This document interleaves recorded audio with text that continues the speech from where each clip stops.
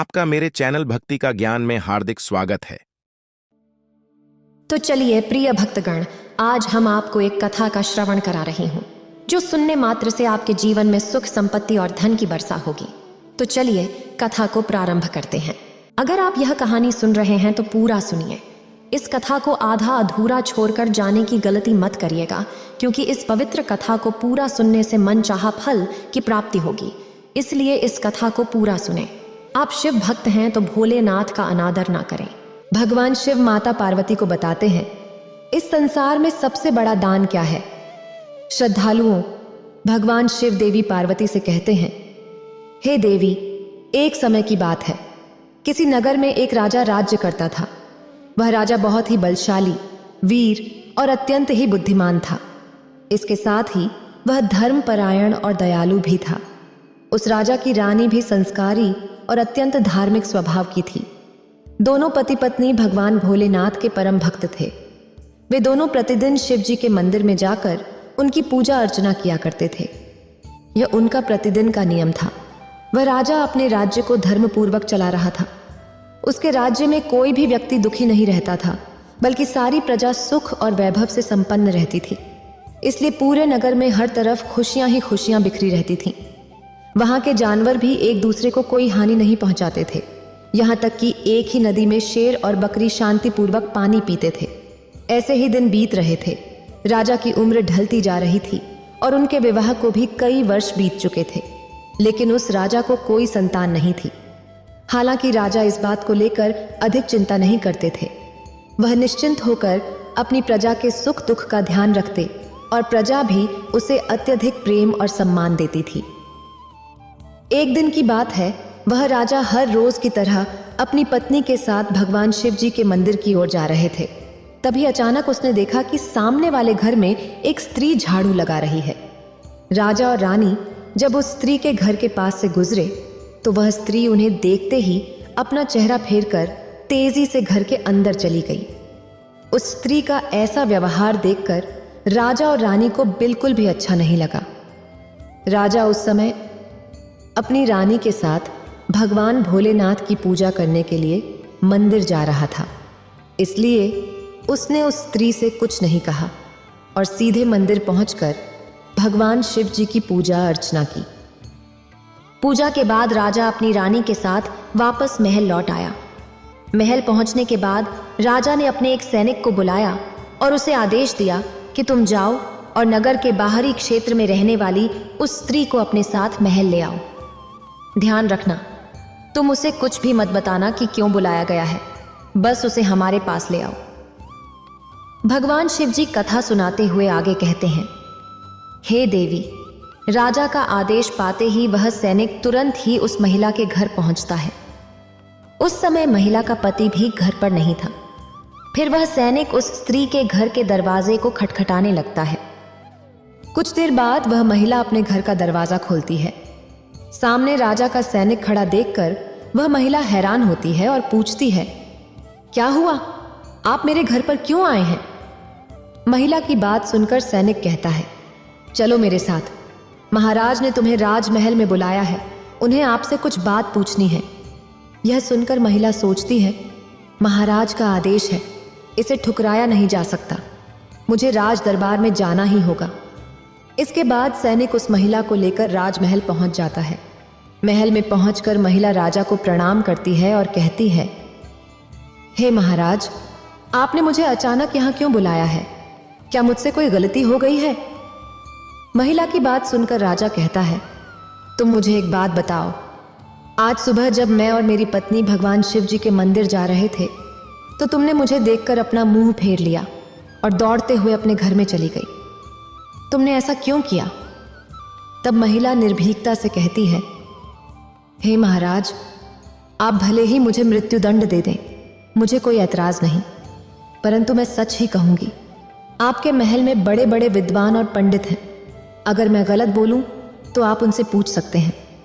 हमारे नगर में मान्यता है कि जो सुबह सुबह आपका चेहरा देख लेता है उसका पूरा दिन खराब हो जाता है, क्योंकि आप संतानहीन हैं। इसी कारण मैंने आपका मुंह देखकर अपना मुंह फेर लिया और अपने घर के अंदर चली गई थी। महिला की बात सुनकर राजा आश्चर्य में पड़ जाता है। वह अपने मन में सोचता है कि यह महिला बिल्कुल सत्य कह रही है। यदि किसी नगर के राजा को संतान नहीं हो तो यह उसकी प्रजा के लिए शुभ नहीं माना जाता। इसके बाद राजा उस महिला को वापस घर जाने की अनुमति देता है। फिर राजा अपने मन में विचार करता है कि अब मुझे भगवान शिव के मंदिर में जाकर संतान प्राप्ति के लिए यज्ञ करना चाहिए। ऐसा सोचकर वह राजा अपने कक्ष में लौटकर रानी से कहता है, हे प्रिय, हमारे नगर के लोग हमारे चेहरे को देखना भी पसंद नहीं करते क्योंकि हमारे पास अभी तक कोई संतान नहीं है। इसलिए हमें भगवान शिव के मंदिर में जाकर संतान प्राप्ति का यज्ञ करना चाहिए। हम भगवान भोलेनाथ के मंदिर में चलते हैं और भगवान शिव से प्रार्थना करते हैं कि वे हमें पुत्र प्रदान करें। राजा की बात सुनकर रानी भी उसकी बात मान लेती है। फिर राजा और रानी दोनों भगवान शिव के मंदिर पहुंचते हैं और भगवान शिव की पूजा करके संतान प्राप्ति के लिए यज्ञ का आयोजन करते हैं। भगवान शिव कथा सुनाते हुए आगे कहते हैं, हे देवी, पुत्र प्राप्ति के लिए राजा और रानी ने यज्ञ का आयोजन किया, लेकिन यज्ञ संपन्न होने के बाद भी उन्हें संतान की प्राप्ति नहीं हुई। यज्ञ के निष्फल होने से राजा अत्यंत निराश हो गया। यज्ञ का आयोजन करने वाले पंडित जी भी सोच में पड़ गए। पंडित जी ने मन ही मन सोचा कि अब तक जितने भी यज्ञ मैंने किए हैं उनमें से कोई भी यज्ञ आज तक विफल नहीं हुआ है। इसका अर्थ यह है कि शायद इस राजा के भाग्य में ही खोट है और ऐसा प्रतीत होता है कि ईश्वर ने इस राजा के भाग्य में संतान का योग नहीं लिखा है। इसलिए संतान प्राप्ति का यज्ञ करने के बाद भी राजा को संतान की प्राप्ति नहीं हुई। राजा ने हर संभव प्रयास कर लिया था और अब वह गहरे निराशा में डूबा रहता था। वह दिन रात संतान की कमी के बारे में सोचता और चिंता में खोया रहता था। एक दिन सिंहासन पर बैठे बैठे राजा को अचानक याद आया कि दूसरे नगर के वन में एक महात्मा जी निवास करते हैं जिनकी ख्याति दूर दूर तक फैली है। राजा के मन में विचार आया कि शायद उन महात्मा के पास मेरे इस कष्ट का कोई समाधान हो। अगर मैं उनके पास जाऊं तो संभवतः वे मुझे पुत्र प्राप्ति का कोई उपाय बता सकें। मुझे उनके पास जाना चाहिए। अपने मन में यह निर्णय लेकर राजा तुरंत अपनी रानी के पास गया और उससे कहा, हे के प्रिय, दूसरे नगर के वन में एक महान तपस्वी और ज्ञानी महात्मा जी रहते हैं। मुझे लगता है कि हमें उनके पास जाना चाहिए। हो सकता है कि वे हमें पुत्र प्राप्ति का कोई मार्ग सुझा दें। रानी भी राजा की इस बात से सहमत हो गई। रानी ने कहा, हे स्वामी, आपकी बात बिल्कुल सही है। हमें महात्मा जी से अवश्य मिलना चाहिए। रानी की सहमति पाकर राजा और रानी दोनों ने एक रथ में बैठकर महात्मा जी के दर्शन के लिए दूसरे वन की ओर प्रस्थान किया। कुछ समय के बाद वे दोनों वन में पहुंच गए। रथ से उतरकर राजा और रानी दोनों जंगल के भीतर जाने लगे। ऊंचे नीचे रास्तों से गुजरते हुए वे महात्मा के आश्रम की ओर बढ़ने लगे। भगवान शिव जी कथा सुनाते हुए आगे कहते हैं, हे देवी। फिर राजा और रानी वन के भीतर महात्मा जी की कुटिया के पास पहुंच जाते हैं। वहां वे देखते हैं कि महात्मा जी एक विशाल वृक्ष के नीचे ध्यान मग्न होकर साधना में लीन हैं। यह दृश्य देखकर राजा और रानी कुछ देर तक खामोशी से खड़े रहते हैं ताकि महात्मा जी की साधना में कोई विघ्न न आए। दोनों हाथ जोड़कर विनम्रता पूर्वक महात्मा जी के सामने खड़े रहते हैं। कुछ समय बाद महात्मा जी अपनी साधना से बाहर आते हैं और अपनी आंखें खोलते हैं। तब वे देखते हैं कि राजा और रानी उनके सामने अपने दोनों हाथ जोड़कर खड़े हुए हैं। महात्मा जी उस राजा को अच्छी तरह से जानते थे, इसलिए वे राजा को देखते ही पहचान लेते हैं और मुस्कुराते हुए कहते हैं, हे राजन, आज आप अचानक से किस प्रयोजन से पधारे हैं? राजा ने नम्रता से महात्मा जी को प्रणाम किया और अपनी व्यथा सुनाई। उन्होंने बताया कि कैसे उन्होंने पुत्र प्राप्ति के लिए यज्ञ किया, परंतु सभी प्रयास व्यर्थ गए। यह सब सुनने के बाद महात्मा जी कुछ क्षणों के लिए मौन हो गए और अपनी आंखें बंद कर लीं। वे ध्यानस्थ होकर राजा के जीवन की घटनाओं का आंतरिक दृष्टि से अवलोकन करने लगे। कुछ समय बाद महात्मा जी ने अपनी आंखें खोली और गंभीर स्वर में बोले, राजन, मैंने आपके जीवन का एक ऐसा सत्य देखा है जिसे सुनकर आपको कष्ट हो सकता है। ताकि देखे पिछले 20 जन्म में किए गए एक पाप का फल इस जन्म में आपके भाग्य पर भारी पड़ा है। आपने पिछले जन्म में ऐसा घोर पाप किया था जिसके परिणाम स्वरूप इस जीवन में आपके भाग्य में संतान प्राप्ति का योग नहीं है। इसी कारण से आपके सभी प्रयास निष्फल हो रहे हैं। भगवान शिव की कथा सुनाते हुए महात्मा जी आगे कहते हैं, हे देवी। महात्मा जी की बातें सुनकर राजा उनके चरणों में गिर पड़ा और विनती करते हुए बोला, हे महात्मा, कृपा करके आप ऐसा मत कहिए, आप ही हमारे दुख को हरने का कोई उपाय सुझाइए। राजा की यह व्याकुलता देखकर महात्मा जी ने उसे सहारा देकर अपने चरणों से उठाया और बोले, हे राजन, इतनी अधीरता आपको बिल्कुल भी शोभा नहीं देती। मैं अभी आपको आपके इस कष्ट का निवारण करने का उपाय बताता हूँ, जिसे करने के बाद आपको अवश्य ही पुत्र की प्राप्ति होगी। इतना कहकर महात्मा जी अपनी कुटिया के भीतर गए और थोड़ी देर बाद हाथ में एक कटोरी में खीर लेकर बाहर आए। उन्होंने वह खीर राजा को देते हुए कहा, राजन, महल पहुंचकर आप और रानी साहिबा दोनों ही स्नान के बाद इस खीर को प्रसाद के रूप में ग्रहण करें। ऐसा करने से आपको निश्चित ही पुत्र की प्राप्ति होगी। परंतु राजन, आप मेरी एक बात याद रखना, इस पुत्र की आयु मात्र 25 वर्ष की ही होगी। जिस दिन आपके पुत्र की आयु 25 वर्ष की होगी, उसी दिन उसकी मृत्यु हो जाएगी। महात्मा जी की इस बात को सुनकर राजा गहरी सोच में डूब गया। वह अपने मन में सोचने लगा, चलो 25 वर्ष के लिए ही सही, परंतु इस संतानहीनता का कलंक तो मिट जाएगा, हमें संतान का सुख तो मिलेगा। राजा ने मन ही मन इस बात को स्वीकार कर लिया और महात्मा जी से निवेदन किया, हे महात्मा, आपका आशीर्वाद और मार्गदर्शन स्वीकार है, कृपया हमें यह अवसर प्रदान करें। महात्मा जी ने मुस्कुराते हुए राजा को आशीर्वाद दिया। राजा और रानी ने महात्मा जी को प्रणाम किया, उनके चरणों में झुके और विनम्रता से आभार व्यक्त किया। इसके बाद राजा और रानी अपने रथ में बैठकर महल की ओर लौट गए। महल पहुंचकर राजा और रानी ने स्नान किया और भगवान भोलेनाथ जी का प्रसाद मानते हुए श्रद्धा से खीर ग्रहण की। कुछ ही दिनों बाद रानी गर्भवती हो गई, जिससे वह बहुत प्रसन्न हुई। जब राजा ने यह शुभ समाचार सुना तो वह भी खुशी से झूम उठा। संतान प्राप्ति का यह सुखद समाचार सुनने के बाद राजा ने महात्मा जी के प्रति अपनी कृतज्ञता प्रकट करने का निश्चय किया। राजा ने अपने रथ में ढेर सारे फल, फूल, वस्त्र और अन्य भेंट सामग्रियां रखकर वन में महात्मा जी की कुटिया की ओर प्रस्थान किया। कुटिया के निकट पहुंचकर राजा ने अपने रथ को रोका और विनम्र भाव से नीचे उतरकर महात्मा जी के पास पहुंचा। महात्मा जी ध्यान मग्न बैठे थे। राजा ने उनके पास जाकर सभी वस्त्र, फल, फूल उन्हें समर्पित किए और गहरे आदर के साथ प्रणाम करते हुए कहा, हे महात्मा, आपकी कृपा से हमें संतान प्राप्ति का सुख प्राप्त होने जा रहा है। कृपया मेरी यह तुच्छ भेंट स्वीकार करें। महात्मा जी राजा की विनम्रता और कृतज्ञता से अत्यंत प्रसन्न हुए। उन्होंने राजा की भेंट को स्वीकार कर उसे आशीर्वाद दिया और कहा, राजन, तुम्हारी भक्ति और संकल्प ने ही तुम्हारे जीवन को फलवंत किया है। तुम्हारे हृदय में जो प्रेम और श्रद्धा है वह अनमोल है। जाओ, तुम्हारी संतान गुणवान और धर्मनिष्ठ हो।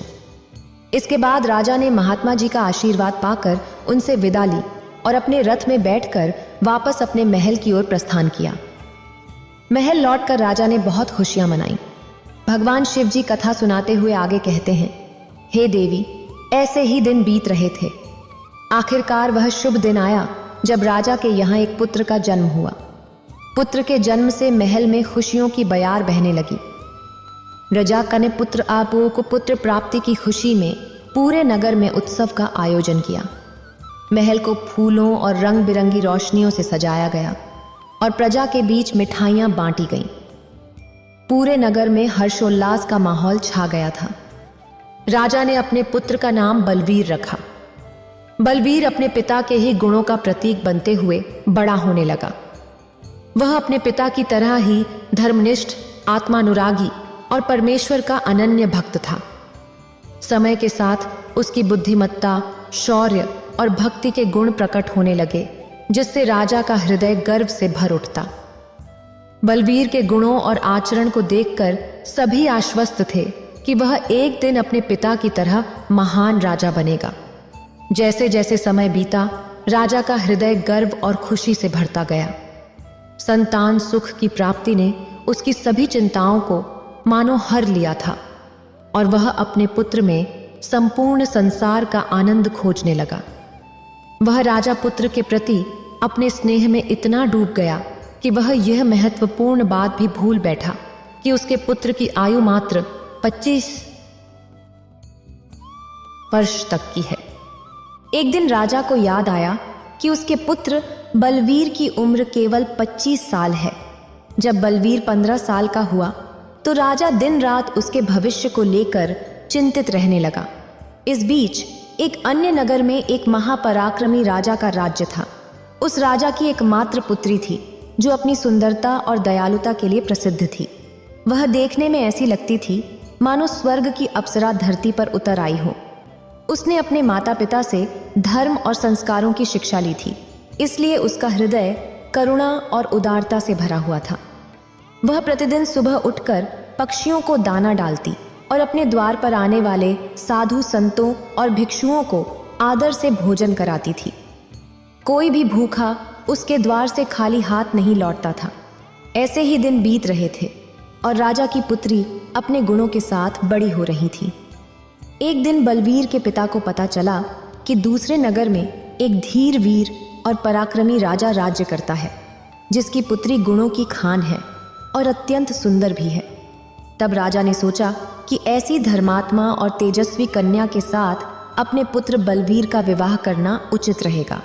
मुझे इसी प्रकार की कन्या की तलाश थी जिसके साथ मैं अपने पुत्र का विवाह कर सकूं और हमारी वंश परंपरा को बनाए रख सकूं। इस विचार के साथ ही राजा ने अपने मन में निर्णय किया कि वह उस राजा से प्रस्ताव रखेगा जिससे वह अपने पुत्र शौर्यवीर का विवाह उस सुंदर और धार्मिक कन्या के साथ कर सके। भगवान शिव जी माता पार्वती से कहते हैं, हे देवी। फिर शौर्यवीर के पिता ने अपने पुत्र के विवाह का प्रस्ताव संदेशवाहक के माध्यम से दूसरे नगर के राजा तक पहुंचाया। जब दूसरे नगर के राजा ने यह प्रस्ताव सुना तो उसने अपने मन में विचार किया कि चलो अब मुझे अपनी पुत्री का विवाह कर देना चाहिए। मैंने सुना है कि इस राजा के पुत्र की आयु मात्र 25 वर्ष ही है। इस राजा का पुत्र बहुत ही योग्य, पराक्रमी और धर्मपरायण है।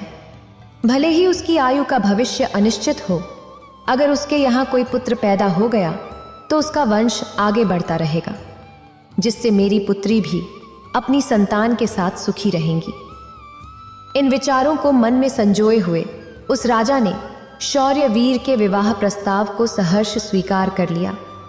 फिर कुछ ही दिनों के भीतर शुभ मुहूर्त में शौर्यवीर का उस राजकुमारी के साथ विवाह हो गया। वह राजकुमारी न केवल सुंदर थी बल्कि बहुत ही दयालु स्वभाव की थी। उसने अपने बचपन से ही यह नियम अपनाया था कि जब तक वह किसी भूखे या असहाय प्राणी को भोजन नहीं करवाती तब तक वह स्वयं भोजन ग्रहण नहीं करती। उसके माता पिता ने उसे सेवा और दान की भावना सिखाई थी और उसने उसे अपने जीवन का अटूट हिस्सा बना लिया था। विवाह के पश्चात राजकुमारी का यह नियम उसके ससुराल में भी जारी रहा। हर सुबह वह महल के द्वार पर जाकर जरूरतमंद लोगों को भोजन करवाती और अपने हाथों से उन्हें अन्न दान करती। उसकी यह दया भावना देखकर महल के सभी लोग उसका बहुत सम्मान करने लगे थे। धीरे धीरे ऐसे ही समय गुजर रहा था और हर गुजरते दिन के साथ शौर्यवीर की उम्र भी बढ़ रही थी। राजा और रानी इस बात को लेकर मन ही मन चिंतित रहते कि उनका पुत्र अब अपने जीवन के अंतिम समय की ओर बढ़ रहा है। उन्हें महात्मा की वह भविष्यवाणी हमेशा याद रहती कि शौर्यवीर की आयु केवल 25 वर्ष ही होगी। इस दुखद सत्य को केवल राजा और रानी ही जानते थे। उन्होंने यह बात किसी और को नहीं बताई थी ताकि महल में कोई चिंता का माहौल न बने। जैसे जैसे शौर्यवीर की आयु 25 वर्ष की ओर बढ़ती जा रही थी, राजा और रानी के दिल की धड़कनें तेज हो जाती। अपने पुत्र के प्रति उनका प्रेम और मोह इतना अधिक था कि वे चाहकर भी इस चिंता से मुक्त नहीं हो पाते थे। भगवान शिव जी कथा सुनाते हुए आगे कहते हैं, हे देवी, फिर वह दिन भी आ जाता है जब शौर्य वीर के जीवन के मात्र 3 दिन शेष रह जाते हैं। राजा और रानी का दिल भारी हो जाता है। राजा बार बार अपने मन में सोचने लगता, अब मैं क्या करूं? मेरा पुत्र 3 दिन बाद मुझसे हमेशा के लिए दूर हो जाएगा। क्या कोई ऐसा उपाय नहीं है जिससे मैं उसे बचा सकूं? रानी भी इस दुख से भरी थी और हर पल अपने पुत्र के जीवन की कल्पना करती रहती। उनके पुत्र मोह ने उन्हें बीमार और कमजोर बना दिया था। दोनों इतने दुखी थे कि अब उन्होंने भोजन करना भी छोड़ दिया था, परंतु अपनी पीड़ा को उन्होंने किसी के सामने प्रकट नहीं किया। वे नहीं चाहते थे कि महल के लोग उनके पुत्र की मृत्यु की बात सुनकर दुखी हो और चिंता में पड़ जाएं। फिर वह आखिरी दिन भी आ पहुंचा जिस दिन शौर्यवीर की आयु पूरी होनी थी, उसकी मृत्यु होनी थी। उस दिन जैसे ही सुबह हुई, राजा और रानी अपनी चिंता और दुख से व्याकुल होकर भगवान भोलेनाथ के मंदिर में बैठकर उनकी पूजा अर्चना में लग गए। वे दोनों भगवान भोलेनाथ से प्रार्थना करते हुए कहने लगे, हे प्रभु, आप कृपा करके हमें पुत्र की मृत्यु होने के दुख को सहन करने की शक्ति दीजिए। हम जानते हैं कि जो भी किसी के भाग्य में लिखा होता है उसे कोई बदल नहीं सकता, वह होकर ही रहता है। लेकिन हमारे लिए यह समय बहुत ही कठिन है। उधर राजकुमार बलवीर की पत्नी अपने दैनिक धर्म कर्म के कामों में व्यस्त थी। हर दिन की तरह वह भूखे गरीबों और निर्धनों को भोजन करा रही थी, पक्षियों को दाना डाल रही थी और जरूरतमंदों की सहायता कर रही थी। उसे अपने पति की आयु के बारे में कुछ भी पता नहीं था, इसलिए वह निश्चिंत होकर अपने कार्यों में मग्न थी। इसी बीच यमलोक में धर्मराज जी ने देखा कि आज राजकुमार बलवीर की मृत्यु का दिन है, तो उन्होंने तुरंत ही अपने 2 प्रमुख दूतों को बुलाया और आदेश दिया, जाओ और अब से कुछ समय बाद राजकुमार बलवीर के प्राण उसके शरीर से निकालकर अपने साथ यमलोक ले आओ। परंतु ध्यान रहे कि उसकी मृत्यु एक विशेष कारण से होनी है। उसकी मृत्यु एक सांड द्वारा उसे पीछे से ठोकर मारने से ही होगी। जब वह सांड राजकुमार बलवीर को पीछे से ठोकर मारेगा, तभी उसके प्राण हमारे पास आ सकेंगे।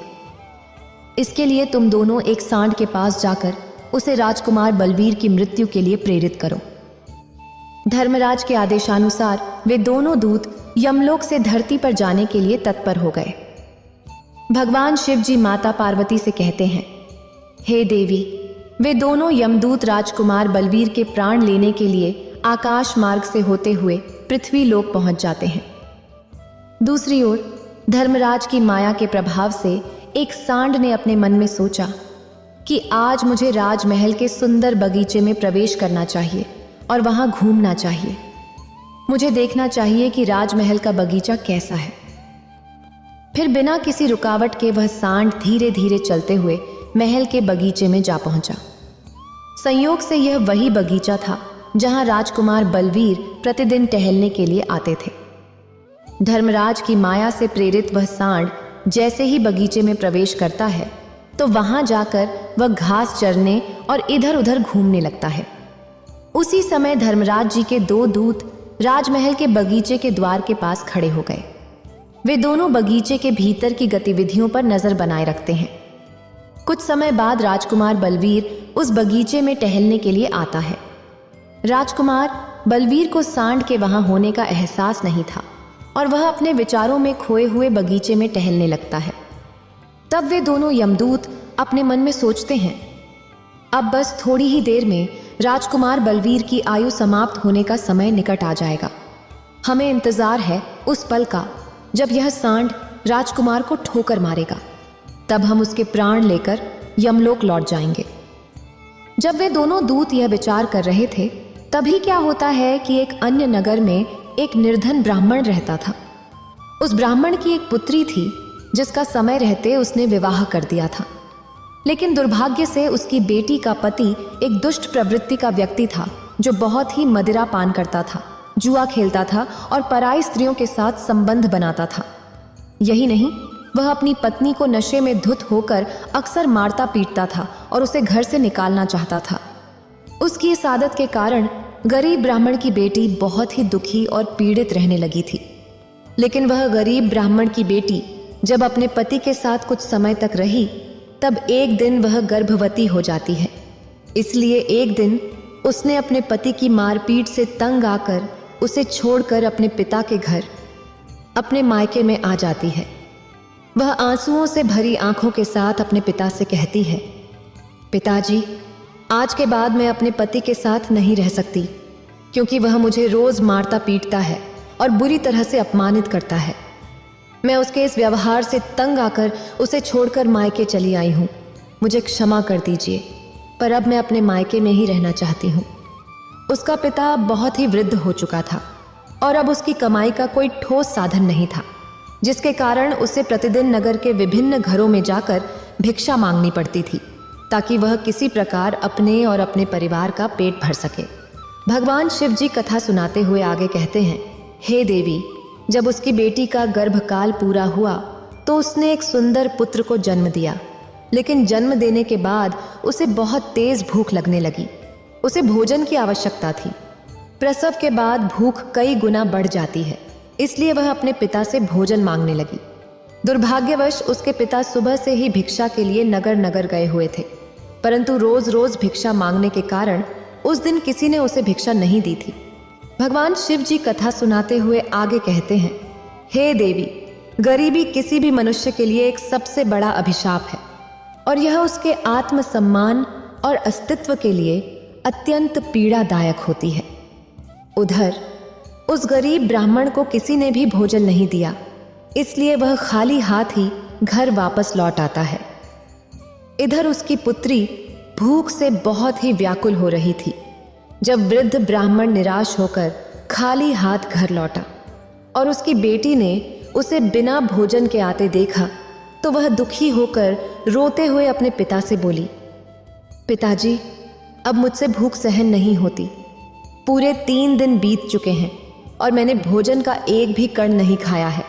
अब तो ऐसा लगता है कि भूख के कारण मेरे प्राण ही निकल जाएंगे। लेकिन अगर आपको कुछ भिक्षा में मिला हो तो मुझे खाने को दे दीजिए, नहीं तो मेरे प्राण निकल जाएंगे। तब उसका वृद्ध पिता अपनी बेटी को सांत्वना देते हुए कहता है, पुत्री, मैं कुछ ही देर में लौटूंगा। मैं अब दूसरे नगर में जाऊंगा और वहां के राजा के महल के द्वार पर जाकर भिक्षा मांगूंगा। अगर वहां से मुझे कुछ भी मिल जाता है तो तुरंत तुम्हारे लिए लेकर आऊंगा। अपनी बेटी से यह कहकर वृद्ध ब्राह्मण वहां से निकल पड़ा। इधर राजकुमार बलवीर की पत्नी, जो कि रोजाना गरीबों को भोजन करवाती थी, उस दिन उस नगर के राजा और रानी दोनों अत्यधिक बीमार पड़ गए थे, क्योंकि पुत्र मोह के कारण वे बहुत ही चिंतित थे और बलवीर की पत्नी उनके कक्ष में थी। इसलिए आज उसने गरीबों को भोजन नहीं कराया था, परंतु उसने अपने पति के लिए भोजन बनाया था और भोजन की थाल सजाकर रखती थी कि जब उसका पति बगीचे से लौटेगा तो वह उसे भोजन कराएगी, क्योंकि उसका पति अपने माता पिता के पास बैठकर उनकी सेवा करके अपने बगीचे में घूमने के लिए गया हुआ था। भगवान शिव जी कथा सुनाते हुए आगे कहते हैं, हे देवी, इधर वह वृद्ध ब्राह्मण राजमहल के द्वार पर पहुंच जाता है। जब राजकुमार की पत्नी ने उस वृद्ध ब्राह्मण को देखा तो उसके मन में दया उमड़ आई। वृद्ध ब्राह्मण ने विनम्रता से कहा, हे पुत्री, यदि मुझे कुछ भोजन मिल जाए तो तुम्हारा बड़ा उपकार होगा। राजकुमार की पत्नी को उसकी बात सुनकर बहुत दया आई। उसने सोचा, यह तो कोई गरीब ब्राह्मण है जो भूखा है और मुझसे भोजन मांग रहा है। यह सोचकर वह उसे भोजन देने के लिए तैयार हो गई। लेकिन फिर उसने सोचा, यह भोजन तो मैंने अपने पति के लिए बनाया है। अगर मैं इसे दे दूंगी तो मेरे पति क्या खाएंगे? लेकिन अगले ही पल उसने सोचा, मेरे पति तो अभी बगीचे में घूमने गए हैं, तब तक मैं इस गरीब ब्राह्मण को भोजन दे देती हूँ और जब मेरे पति वापस आएंगे तो मैं उनके लिए नया भोजन बना दूंगी। यह भूखे ब्राह्मण की सहायता करना अधिक आवश्यक है। अपने मन में यह सोचकर राजकुमार की पत्नी ने अपने पति के लिए बनाया हुआ भोजन उस भूखे ब्राह्मण को दे दिया। ब्राह्मण भोजन की थाली लेकर जल्दी जल्दी अपने नगर की ओर रवाना हो गया और अपने घर पहुंच गया। उसकी पुत्री 3 दिनों से भूखी थी और उसके चेहरे पर भूख की पीड़ा साफ झलक रही थी। उधर राजकुमार बलवीर, जो बगीचे में टहलने गया था, अपने कक्ष की ओर वापस लौट रहा था। बगीचे के बाहर खड़े यमदूत राजकुमार के प्राण लेने के लिए तैयार थे। एक सांड भी धर्मराज की माया से प्रेरित होकर वहीं घूम रहा था। यमदूत मन में सोच रहे थे, बस सब कुछ ही पल बाकी हैं, और जैसे ही सांड राजकुमार को पीछे से ठोकर मारेगा, हम राजकुमार के प्राण हर लेंगे और यमलोक लौट जाएंगे। भगवान शिवजी माता पार्वती से कहते हैं, हे देवी, वह वृद्ध ब्राह्मण अपने घर पहुंचा और उसने तुरंत अपनी भूखी बेटी को वह भोजन दे दिया। तब उसकी बेटी ने पूछा, पिताजी, यह भोजन आप कहां से लाए हैं? वृद्ध ब्राह्मण ने उत्तर दिया, पुत्री, यह भोजन मुझे दूसरे नगर की महारानी ने दिया है। उस नगर के राजा की पुत्रवधू बहुत ही दयालु और उदार हृदय की है। उसने मुझ पर दया करके यह स्वादिष्ट भोजन दिया है। उस भोजन को देखकर वृद्ध ब्राह्मण की बेटी की आत्मा से आशीर्वाद निकलने लगे। वह भगवान से प्रार्थना करने लगी, हे भगवान, जिसने भी मेरे पिता को यह भोजन दिया है, उसका सुहाग अमर रहे और वह सदा सौभाग्यवती बनी रहे।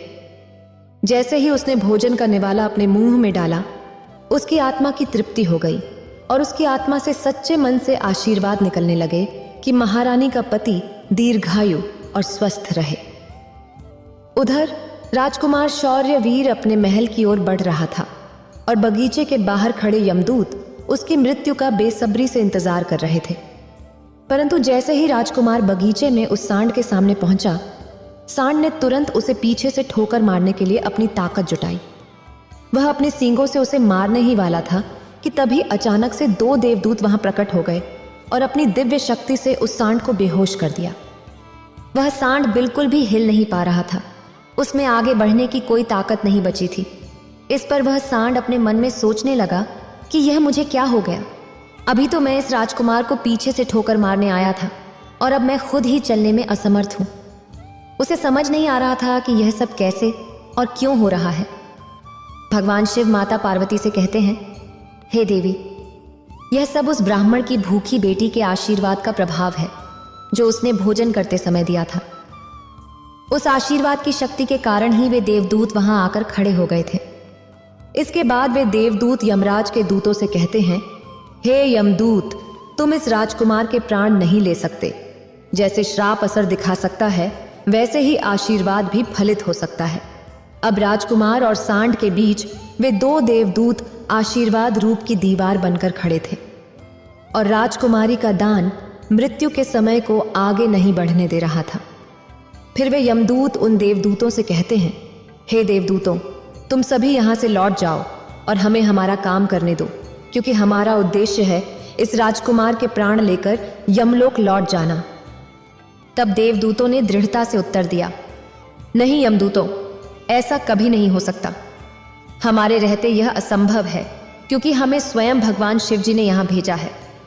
दोनों पक्षों के बीच बहस छिड़ गई और फिर यह बहस धीरे धीरे एक युद्ध में बदल गई। देवदूतों की अद्वितीय शक्ति के सामने यमदूत असहाय हो गए और हार मानकर वापस यमलोक लौट गए। यमलोक में पहुंचकर यमदूतों ने यमराज जी से कहा, हे महाराज, हम उस राजकुमार के प्राण नहीं ले पाए। तब यमराज जी अपने उन दूतों से कहते हैं, यह कैसी विडंबना है, तुम लोग खाली हाथ क्यों लौट आए? यमराज जी की बात सुनकर यमदूत बोले, हे महाराज, हम उस राजकुमार के प्राण लेने गए थे, लेकिन अचानक 2 देवदूत हमारे सामने आकर खड़े हो गए। उनके सामने हमारी कोई भी शक्ति काम नहीं कर पाई। यमराज यह सुनकर सोच में पड़ गए और बोले, ऐसी कौन सी बड़ी शक्ति है जो उस राजकुमार की मृत्यु के मार्ग में बाधा बन रही है? यमदूतों ने उत्तर दिया, हे महाराज, उसके दान और आशीर्वाद की शक्ति ने देवदूतों को और भी शक्तिशाली बना दिया है। तब यमराज जी ने कहा, लगता है यह कार्य तुमसे नहीं हो पाएगा, तुम लोग रहने दो। मुझे स्वयं पृथ्वी लोक पर जाकर उस राजकुमार के प्राण लेने होंगे। भगवान शिव जी कथा सुनाते हुए आगे कहते हैं, हे देवी, इतना कहकर यमराज जी स्वयं पृथ्वी लोक पर पहुंच गए और उस राजा के महल के बगीचे में प्रकट हुए। वहां उन्होंने देवदूतों से कहा, हे देवदूतों, क्या तुम लोग नहीं जानते कि विधि का विधान अटल है? जब किसी की आयु पूरी हो जाती है तो तो उसे यमलोक जाना ही होता है। और इस राजकुमार की भी आयु पूरी हो चुकी है, इसलिए मैं इसके प्राण लेने आया हूं। तब देवदूतों ने यमराज से कहा, हे प्रभु, आप हमें बताइए कि ब्रह्मा जी और शिव जी तक को भी श्राप का प्रभाव सहना पड़ा था। यदि श्राप का मान रखा जा सकता है तो क्या आशीर्वाद का मान नहीं रखा जा सकता? इस राजकुमार को भूखे को भोजन देने का आशीर्वाद प्राप्त है। देवदूतों की बात सुनकर यमराज जी ने कहा, आप लोग सत्य कह रहे हैं, परंतु अब मुझे क्या करना होगा? तब वे देवदूत यमराज जी से बोले, हे प्रभु, आप इस राजकुमार की आयु दीर्घ आयु कर दीजिए। इसके बाद ही आप इस राजकुमार के प्राण लेने के लिए आ सकते हैं, और यही भगवान शिव जी का भी आदेश है। देवदूतों की बात मानकर यमराज जी ने राजकुमार बलवीर की आयु दीर्घ आयु कर दी और वापस यमलोक लौट गए। भगवान शिव जी कहते हैं, हे देवी, इस प्रकार एक भूखे को भोजन देने के पुण्य के कारण उस राजकुमार की मृत्यु टल गई और उसकी आयु भी बढ़ गई। इसी कारण कहा जाता है कि अन्नदान सबसे बड़ा दान है। किसी भूखे को दिया गया अन्न अश्वमेध यज्ञ के फल के बराबर होता है। अगर आपको ये वीडियो अच्छी लगी हो तो लाइक करें और शेयर करें और मेरे चैनल भक्ति का ज्ञान को सब्सक्राइब करें। आपका धन्यवाद।